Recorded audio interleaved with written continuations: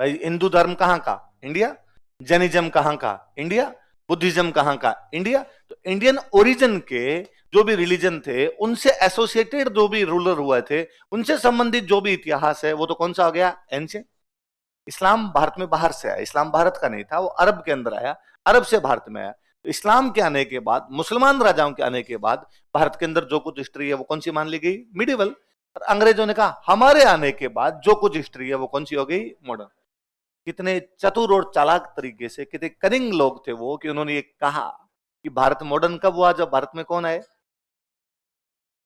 इसका मतलब कह रहे थे कि पहले तुम लोग मॉडर्न, धोतियों में जिंदगियां निकल गई तुम्हारी। ये जो पैंट पहननी सिखाई है ये हमने सिखाई है तुम्हें? ऐसा अंधेरे में बैठे थे, तुम्हारे देश में लाइट को लेके आया तो हम लेके आए। अब घोड़ों पे, ऊंटों पे घूम रहे थे, यदि कोई आपकी ट्रेन और बस लेके आए तो हम लेके आए। कबूतरों से चिट्ठियां भेज रहे थे, कोई डाकघर लेके आए तो हम लेके आए। ये सब अंग्रेजों ने किया, तो उन्होंने कहा हमने तुम्हारे देश में कौन सी हिस्ट्री लेके आए? हम मॉडर्न। अंग्रेजों पे डिपेंड करती है। तो मॉडर्न के दो भाग ये है कि अंग्रेज कैसे आए हमारे देश में, क्या किया, कैसे आए, कैसे हमारे राजाओं को उन्होंने हराया, कैसे हमारे राजाओं से हारे, या फाइनली उन्होंने किस प्रकार भारत पे कब्जा किया। एक पूरा सेगमेंट हम ये पढ़ते हैं कि अंग्रेजों का भारत पर कब्जा किस रूप में हुआ था। इधर ट्रेड के रूप में, और भले उनका एम्परियलिस्टिक जो एक्सपेंशन था उनके रूप में हुआ। पर हम वो दोनों चीजें पढ़ते हैं, साम्राज्यवादी उनका विस्तार है वो, और उनका जो व्यापारिक विस्तार हुआ था वो दोनों पढ़ते हैं। जब एक बार वो स्टेब्लिश हो गए हमारे देश के अंदर, एकदम उनका रूल ढंग से आ गया था, हमने उनके खिलाफ लड़ाई लड़ी है। हमने उनके खिलाफ बाद में नेशनल मूवमेंट चलाया। क्या चलाया? ये हमारा दूसरा पक्ष है। तो हम दो पक्षों में बांट के पढ़ते हैं, अंग्रेजों का देश में आना और अंग्रेजों के खिलाफ मूवमेंट ही चलाना। और अंग्रेजों के खिलाफ मूवमेंट चलाएगा तो अंग्रेज हमारे देश से चले गए, तो आप ये कह दो अंग्रेजों का देश में आना और अंग्रेजों का देश से। ये मॉडर्न आपके दो भागों के अंदर बांट के पढ़नी है कि किस प्रकार आए थे और उनको भेजने के लिए हमने क्या क्या प्रयास किए। दो अलग अलग भागों में बांट के पढ़ते हैं। ये जब हम पढ़ते हैं, इसके अंदर हम ये पढ़ते हैं कि जब अंग्रेज आए तो उन्होंने हर प्रकार के अलग अलग चीजें, कैसे उन्होंने ट्रेड किया होगा, कैसे हमारे यहाँ के लोगों से कोई बैटल्स लड़े होंगे, या अदर यूरोपियन कंपनी जो थी उनसे बैटल्स लड़े होंगे। हम ये भी पढ़ते हैं कि उन्होंने हमारे एडमिनिस्ट्रेशन में क्या क्या चेंज किए थे। अच्छे बुरे अलग चीज है, पर हम ये तो कहेंगे कि सब ट्रेन लाए तो वही थे। क्यों लाए, काम की थी कि नहीं थी, हमारे पर क्या असर पड़ा, वो एक अलग चीज है। पर ट्रेन लाए अंग्रेज, क्यों लाए, काम की थी कि नहीं थी, पर डाक घर, पोस्टल सिस्टम लाए कौन? अंग्रेज। आज दिन तक जो चलती है, सही है या गलत है, देश में चलानी है कि नहीं चलानी है, वो हमारा डिसीजन है। पर ये जो एजुकेशन सिस्टम जिसमें हम अब तक पढ़ रहे हैं, ये कौन लेके आए? सो किंतु परंतु हो सकते हैं। आप और मैं इस बात पर बैठकर भी डिस्कस कर सकते हैं कि सर ये वाला सिस्टम तो बड़ा बकवास है और ये बंद कर देना चाहिए। क्या सर ये पूरी तरीके से, जिसमें हमें हमारी सभ्यता से काट दिया गया हो, जिसमें हमें हमारी सभ्यता के बारे में पता नहीं हो, वो क्यों पढ़ाया जाए हिस्ट्री? पूरी 12वीं तक पढ़ के आ गए सर, हम ग्रेजुएशन कर लेते हैं, हम कोचिंग्स ले लेते हैं, उसके बावजूद हमें 4 भी वेद के श्लोक नहीं आते, जो कि भारत की सबसे प्राचीन सभ्यता की जो जानकारी है वेदों के अंदर मिलती है। अगर हम सब कुछ पढ़ लेते हैं, हम उपनिषदों के बस 10 नाम याद कर पाते हैं, हमें ये नहीं तक नहीं पता कि उन उपनिषदों के अंदर लिखा हुआ क्या क्या है। अच्छे बुरे का पक्ष है। कहने को कोई ये भी कह सकता है कि सर क्या कर लेंगे वेद उपनिषद पढ़ के, पुराना ज्ञान है, नया पढ़े सर, दुनिया में आ रही है एआई, हम पढ़े हुए उपनिषद में। ये भी तो पक्ष है। आप किधर जा सकते हो, आप इधर हो, आप इधर हो, ये छोड़िए उस बात को। पर ये तो आप मानते हो ना कि ये सिस्टम लेके तो कौन आए थे। तो हम तो पहले वाले भाग में तो हम ये पढ़ते हैं कैसे कैसे लाए। दूसरे वाले के अंदर है कि हम उनसे कौन कौन कैसे कैसे लड़े थे, उसमें भी दोनों पक्ष है। हो सकता है आप गांधी जी से सहमत और हो सकता है आप गांधी जी से सहमत नहीं है। हो सकता है भगत सिंह से सहमत और हो सकता है भगत सिंह से सहमत है, पर लड़े तो थे। लड़ने के तरीके अलग अलग हो सकते हैं। आप ये कह सकते हो कि गांधी जी और भगत सिंह ट्रेन की पटरियों की तरह, ट्रेन की पटरियां होती है, दोनों साथ साथ चलती है और कभी मिलती और नहीं। और दोनों का क्या टारगेट है कि ट्रेन को लास्ट तक लेके जाना है। मैं ये कह सकता हूं गांधी जी और भगत सिंह दोनों का टारगेट है कि अंग्रेजों को देश से बाहर निकालना। दोनों बराबर चल रहे हैं लेकिन फिर भी आपस में मिलते हैं। कुछ वैसे उनका रहा होगा। तो हम इसको दो भागों में बांट के पढ़ते हैं। पहले बड़ी बात, अब मैंने जब पहले वाला बताया कि अंग्रेज हमारे देश में कैसे आए थे, तो सवाल यह है कि क्यों आए थे, आए क्यों, क्या करने के लिए? ट्रेड करने के लिए, व्यापार करने के लिए ना, मोटा मोटा व्यापार करने के लिए। मसाले चाहिए थे, क्या चाहिए थे? मसाले। क्यों क्यों चाहिए थे मसाले? हाँ, कौन आया था पहला अंग्रेज इधर आने वाला, कौन था? वास्को डी गामा अंग्रेज था? पुर्तगाली था। कौन था वो? तो पोर्तुगीज था वो तो चलो इससे एक बात ये तो पता चली कि पुर्तगाली पहले आ गए थे, अंग्रेज बाद में। तो हमें पुर्तगालियों के बारे में भी पढ़ना चाहिए, भले थोड़ा सा पढ़े। कब आया था वास्को डी गामा? 1498। जैसा आपने कहा उसके अनुसार यह है कि वास्को डी गामा भारत आया था 1498 में आया था, और मसालों के लिए आया था, और उनको अपने देश के लिए मसालों की आवश्यकता थी, यही बात है। 1497 में फीका फीका ही खा रहे थे क्या? 98 में आया वो भाई, 1498 में आया वास्को डी गामा। तो 97, 96, 95, 1398, 2098, 1198 उसमें बिना मसालों के खा रहे थे। हाँ?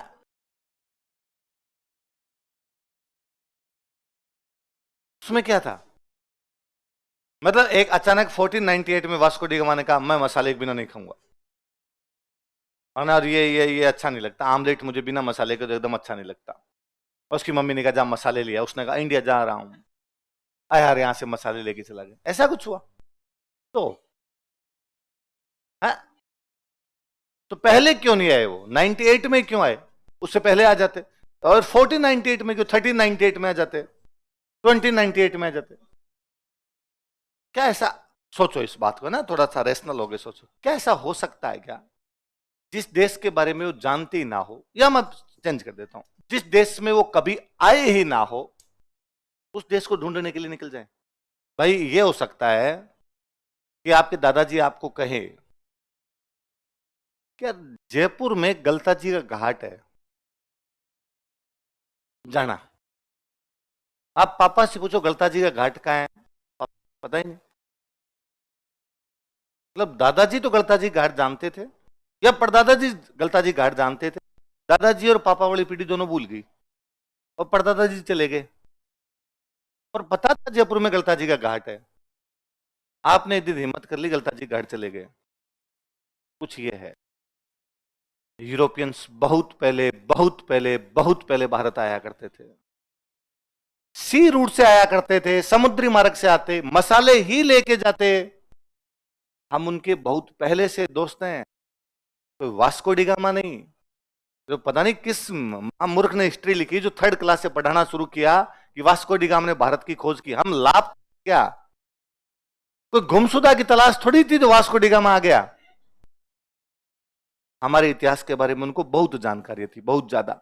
एक राजा का नाम यदि कभी आप किसी ने सुना हो, सुना किसी ने नीरो का नाम? नीरो, ठीक सुनना, देखो बात है ना, ध्यान देना। किसी समय यूरोप में एक बहुत बड़ा एम्पायर हुआ जिसका नाम था रोमन एम्पायर। रोमन एम्पायर की राजधानी है रोम। पूरे यूरोप को एक जगह बैठ के कंट्रोल किया जाता है, उस जगह का नाम क्या है? इस रोम में एक राजा हुआ था, उसका नाम था नीरो। बड़ा क्रूर टाइप का आदमी था, जनता को दुख दिया करता था। कहते हैं अकाल पड़ा हुआ था पर वो मस्त रहा करता था। उसकी वाइफ दूध से नहाया करती थी, गुलाब की पत्तियों से नहाया करती थी, तो इजिप्ट से दूध और गुलाब की पत्तियां मंगवा लिया करता था कि मेरी पत्नी की नहाने के लिए आना चाहिए। बच्चे जब भूखे मर रहे थे तो उसकी पत्नी दूध से नहा रही थी। तो उसके बारे में लिखा किसी ने कि जब रोम जल रहा था तब नीरो बांसुरी बजा रहा था। तो मतलब लोग त्राहिमाम त्राहिमाम कर रहे हैं, लोग मर रहे हैं, उस समय नीरो को इस बात से कोई फर्क नहीं पड़ता, वो अपनी क्या बजा रहा है, बांसुरी की धुन में मस्त हो गया आदमी, उसको और किसी चीज के बारे में ध्यान भी नहीं। इसलिए दुनिया में जब कभी भी कोई भी ऐसा राजा हुआ जो बहुत क्रूर रहा हो, जनता दुखी रहती है और उस पर कोई फर्क नहीं पड़ता हो, तो हमने उसकी तुलना किससे कर दी? नीरो कहां का राजा था? रोम। कहां का राजा था? उसका एक ऑर्डर जारी किया हुआ है, कानून। आज भारत में कानून कौन बनाती है? पार्लियामेंट। राजा के टाइम में कानून कौन बनाता था? राजा। तो रोम का राजा कौन हुआ? नीरो। उसका एक कानून जारी है,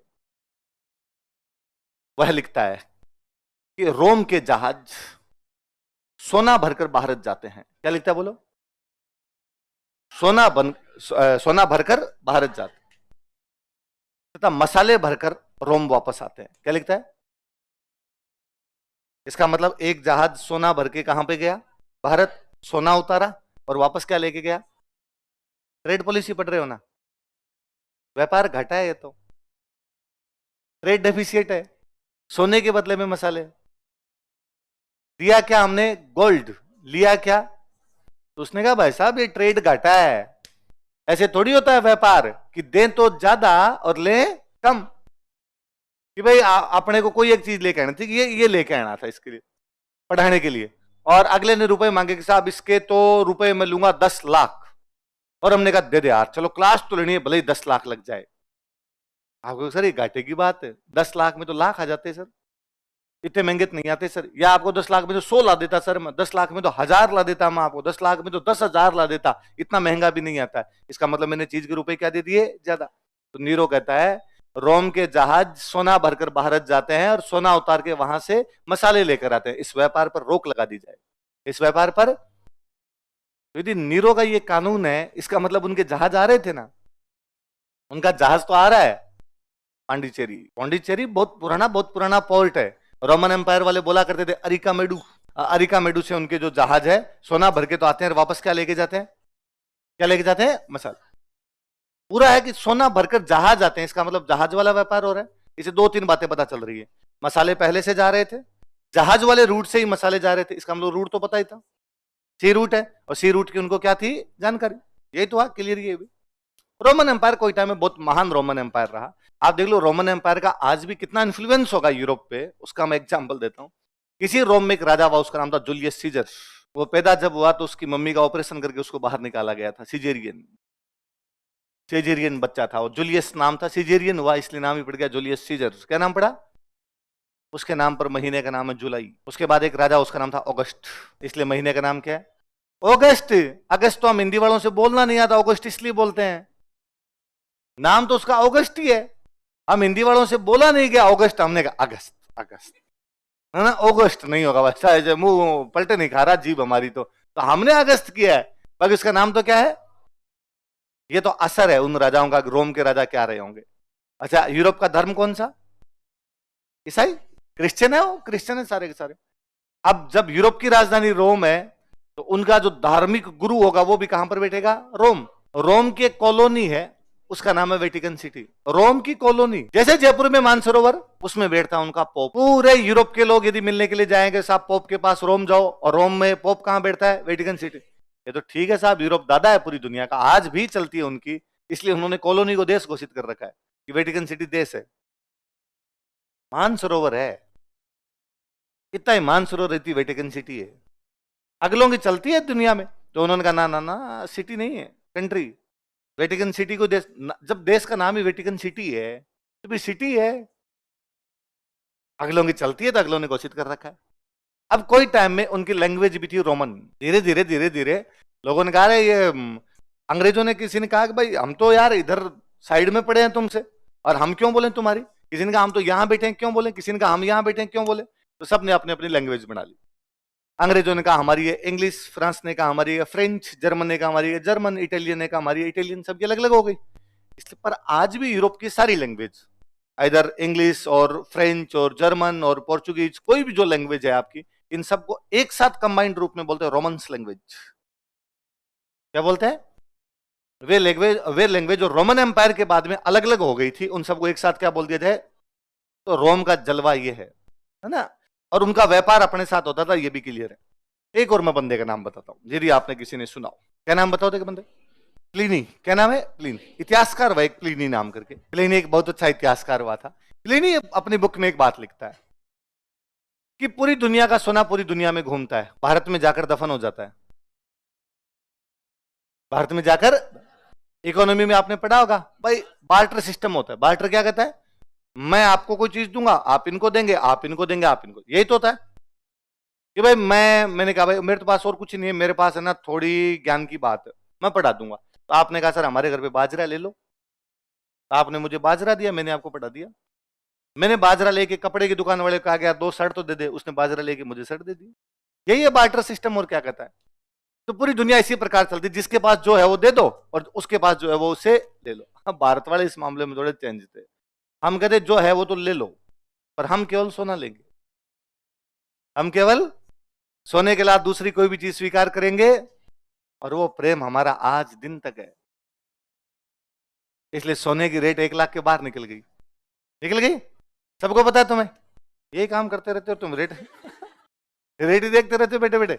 लड़कियों तुमने जो इंस्टाग्राम बना रखा है मुझे सब पता है, तुम क्या देखती हो उस पर, है ज्वेलरी देखती रहती हो उस पर, तुम नहीं देखती, हाँ नहीं देखनी उस पर अपने। वो कहते पूरी दुनिया का सोना पूरी दुनिया में घूमता है, पर भारत में जाकर क्या हो जाता है? दफन हो जाता है। इसका मतलब है कि भारत वाले केवल सोना लेते हैं और कोई वस्तु लेते नहीं है। अब वो नीरो वाली बात वापस सही है कि हम मसाले बेचते हैं जहाज भर के, वापस केवल हम सोना भरते हैं जहाज भरकर, वापस क्या आता है? मसाले आते हैं। और भारत में आज भी, भारत में कोई भी आदमी सोना नहीं देना चाहेगा, लेके रखना ही चाहेगा। हम आज भी इन्वेस्टमेंट का मतलब भी सोना समझते हैं, है ना। हर कोई यूं अनपढ़ से अनपढ़ आदमी आकर जाएगा, अरे इस चीज में क्यों रुपए लगाए, सोना ही ले लेते। सोना इन्वेस्टमेंट है, इसलिए भारत में सोने की रेट कभी कम नहीं होती, उसकी रेट हमेशा बढ़ती है। बाकी हर चीज की कम ज्यादा होती, कि प्रॉपर्टी की रेट है, प्लॉट आज महंगा कल सस्ता, फसलों की रेट है ना, गवार का भाव आज ज्यादा कल कम, कपास के भाव आज ज्यादा कल कम, सोना कभी कम नहीं हो रहा, बढ़ ही रहा है, क्योंकि हर आदमी लेना चाहता है। इसका मतलब डिमांड बढ़ी हुई रहती है, उसकी डिमांड बढ़ी हुई रहती है, इतनी ज्यादा सप्लाई होती नहीं है, तो उसकी रेट हमेशा क्या रहेगी? ज्यादा। तो ये रोमन एम्पायर था। रोमन एम्पायर का भारत के साथ में बाकायदा व्यापार हुआ करता था। पूरी बुक है अपने साथ व्यापार पर, पेरिप्लस ऑफ द एरिथ्रियन सी, लाल सागर की यात्रा नाम करके बुक है। लिख के कौन गया, राइटर का नाम पता नहीं है, पर पेरिप्लस ऑफ द एरिथ्रियन सी नाम की पूरी पूरी बुक लिखी हुई उन लोगों की। और उसमें भारत के साथ व्यापार की कई सारी बातें हैं कि कैसे व्यापार करते थे, कैसे व्यापार नहीं करते थे। समय का चक्कर घुमा, रोमन एम्पायर टूट गया। रोमन एम्पायर दो भागों में बंट गया। ईस्टर्न रोमन एम्पायर, बोलते अभी भी रोमन एम्पायर है, पर रोम इधर रह गया, इधर रोम है ही नहीं। तब इधर वाले की राजधानी कौन सी होगी? इधर वाले की राजधानी एक नई चीज आई। कौन सी राजधानी आई? कॉन्स्टेंटिनोपल। हिंदी वाले अपने को इसी को बोलते हैं कुस्तुनतुनिया। हिंदी वाले अपने क्या बोलते हैं? आजकल हम इसी को कहते हैं इस्तांबुल। ये देश का नाम सुना है टर्की, तो टर्की की जो राजधानी है वो कौन सी है? इस्तांबुल। अब जब है ना आपके पास ज्यादा रुपए होते हैं ना, तो आपके पास रिसोर्सेज भी ज्यादा होंगे, आपके पास बड़े जहाज हैं, बड़े व्यापारी हैं, पानी में से जहाज जाएंगे, वो आपका बिजनेस करके आएंगे। तो एम्पायर छोटे होते हैं ना, तो रिसोर्सेज अपने आप में क्या होने लग जाते हैं? कम। जब रिसोर्सेज कम होने लगे, तो इन लोगों के वो जो बड़े बड़े जहाज कभी भारत में आके सोना दे के मसाले लेके जाते थे, अब वो बात इनकी बची नहीं। पर मसाले तो चाहिए। ठंडे देशों के अंदर मसालों का अधिक हो सकता है, ठंडे देशों में बिना मसालों कैसे पार पड़ेगी? अब इनको मसाले कैसे लिए जाए? तो अब इनका लैंड रूट काम आने लगा। भारत है, भारत से पाकिस्तान जाएंगे, अफगानिस्तान जाएंगे, ईरान जाएंगे, अरब जाएंगे, टर्की होते हुए, टर्की तब था ही नहीं, टर्की तो आगे बढ़ा है, ये होते हुए इधर घुस जाएंगे। मतलब कुल मिला के भारत, भारत से सेंट्रल एशिया, और सेंट्रल एशिया से होते हुए आगे कहां घुस जाएंगे? यूरोप। और यहां तक लेके अपने वाले मसाले जाते, यहां पर आगे दूसरा व्यापारी मिल जाता, वो यहां से लेता, वो कहां पहुंचा देता। कोई टाइम में जब एम्पायर बड़ा था तब सी रूट से आ रहे थे, जब एम्पायर छोटा हुआ तो कौन से रूट से आने लगे? बड़े बड़े राजा नहीं तो बड़ा साम्राज्य नहीं, बड़ा साम्राज्य नहीं तो बड़े व्यापारी नहीं, बड़े व्यापारी नहीं तो छोटे छोटे टुकड़ों में पहुंचने लग गया। पर जा तो अभी भी रहा था उनके पास में, चीजें पहुंच रही थी उनके पास में। इधर ये यूरोप है, यूरोप के इधर बाद में ये अरबों वाला ये इलाका शुरू हो जाएगा। यहां पे मुसलमानों में एक कम्युनिटी थी, उसका नाम था टर्क, या जिनको हम तुर्क बोलते हैं, टर्क थे। और टर्कों ने यहां पे कब्जा कर लिया आपका, किस पे? कुस्तुनतुनिया या कॉन्स्टेंटिनोपल जिसको आप बोलते हो, यहां पे कब्जा कर लिया 1453। कब कब्जा कर लिया? 1453। पहले तो भाई साहब यहां जो, अब ये सारे क्रिश्चियन थे, इधर से मुसलमान आए, पहले तो इन क्रिश्चियनों को मारा पकड़ पकड़ के, तो ये भागे इधर, चर्च वर्च तोड़े, किताबें विताबें जलाई, ढंग से एकदम कत्लेआम मचाए इधर, तो ये तो भाग भूग गए इधर। आदमी जान बचा के तो भाग जाए, पर मसाले तो फिर भी चाहिए, कहीं बैठने के बिना मसालों के तो कैसे पार पड़े? तुर्क जोरदार ही निकले। ये जो रूट था जिससे इनके मसाले पहुंच रहे थे, तुर्कों ने ये रूट ब्लॉक कर दिया, और उन्होंने कहा कोई मसालों की कोई आवश्यकता नहीं है, और दोबारा कोई इधर से इधर आया ना व्यापार करने के लिए, टांगे तोड़ेंगे तुम्हारी। इसलिए यहां पे अब मसाले जाने बंद हो गए। अब राजाओं को लगा कि वो पुराने वाला सी रूट पकड़े, सी रूट इतने दिन बंद कर दिया था ना भाई, अपने ये कह देंगे उधर वाले रास्ते से कोई नहीं निकलेगा, सारे के सारे इस रास्ते से जाओ। कल को इधर चार गुंडे आके बैठ जाएंगे, इधर जाओगे टांगे तोड़ेंगे, तो अपने कहेंगे वो खुलवाओ। यही तो होगा, और क्या होगा? वो रूट ढूंढा जाए। वो पहले अपने जैसे जाते थे, पहले कब, तो बहुत पहले जाते थे, तो रास्ता अब गायब हो गया, याद नहीं वो कौन सा रास्ता था, कौन सा रास्ता नहीं।